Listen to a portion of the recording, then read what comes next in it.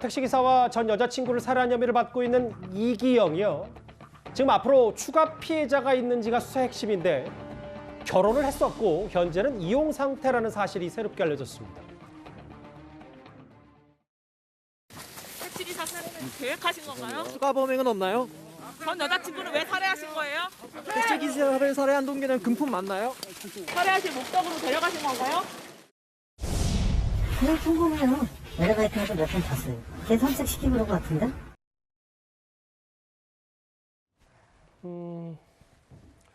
31살 이기영, 이 연쇄살인범에 대해서 계속 새로운 얘기가 나와 있고 저희 지난주에는 실제 얼굴과 저 운전면허증 사진이 닮지 않았다면 앞으로 수사에 진척이 있겠느냐 좀 걱정하는 시선도 있었는데 일단 허 변호사님, 새롭게 알려진 내용이 결혼 전력이 있다. 뭐 단순히 결혼을 했다고 해서 문제가 되는 게 아니라 추가 범죄 가능성 때문에 그런 건데 그런 내용이 새롭게 알려졌습니다. 맞습니다. 결혼을 했다, 이혼을 했다 이 사실 자체가 중요하다기보다는요. 지금 이 사람이 결혼 중에는 어떤 사람이었는지 또 이혼을 하게 된 경위는 어떤지 이런 것들을 살펴보다 보면 이 사람의 성향이나 뭐 행동 패턴 이런 것들을 분석을 할 수가 있게 되는 거고 다행히 지금 이혼한 이 여성은 피해 사실이 없었다고는 하지만 혹시나 여죄가 있을지 수사하는데 좀 중요한 단서를 찾을 수가 있기 때문에 그런 부분에 좀 의의가 있는 것이 아닌가 하는 생각이 듭니다.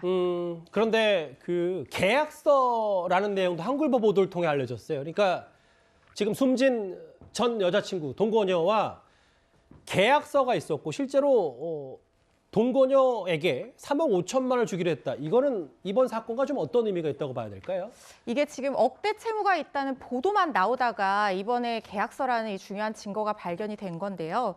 근데 지금 살해 동기가 과연 이제 무엇이었냐, 뭐 채무를 회피하기 위한 어떤 계획적 살인이었냐 이런 부분을 밝히는데 일응의 중요한 증거가 될 수 있을 걸로 보이고요. 예. 그리고 또 한 가지 제가 주목하고 싶은 부분은 이 채무가 지금 연인 간의 일반적인 채무로 보기에 굉장히 고액의 채무거든요. 이 채무를 왜 지게 됐는지도 굉장히 중요하게 봐야 될 부분이라고 생각합니다. 예. 계약서에 그런 내용이 나와 있을 수도 있는데요.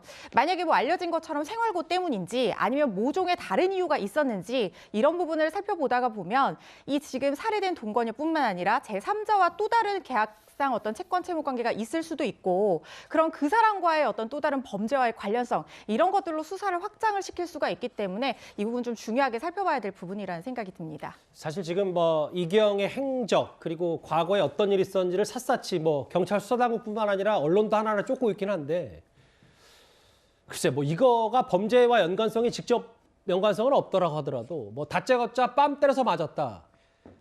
뭐 이런 증언까지 나오니까 지금 사실 이게 반사회성 그러니까 사이코패스 얘기가 계속 경찰도 들여다보고 있다.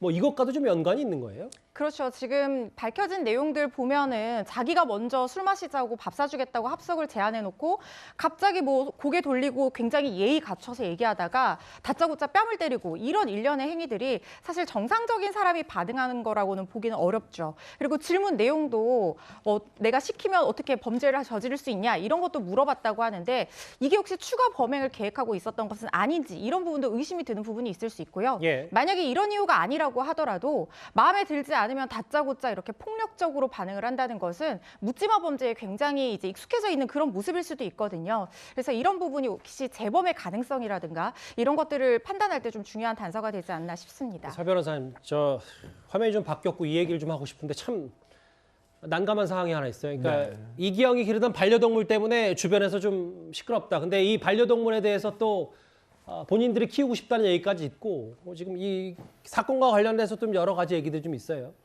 일단 뭐 사람은 미워할 수 있죠. 쟤도 미워할 수 있고 뭐 쟤는 미워하지 말란 말도 사람은 미워하지 말란 말도 있지만은 그렇지만 또 같이 있었던 어떤 이런 반려견들은 무슨 죄가 있겠습니까? 그러게요. 이 반려견들이 이제 이기영보다는 훨씬 좋은 정상적인 가정에서 또 편안하게 자랄 수 있으면 더 좋을. 지금 상태도 보면 상당히 좀 안 좋아요. 이제 상당히 오랫동안 이렇게 뭐 먹이도 제대로 주지 못했고 아유. 뭐 그랬기 때문에 좀 좋은 어찌 보면 가족들을 만나서 좀 새롭게 조금 자랐으면 좋겠습니다. 택시기사와 전 여자친구를 살해한 혐의를 받고 있는 이기영, 결혼 전력까지 있었다. 이게 수사에 또 어떤 영향을 미칠지도 저희가 잘 지켜보겠습니다.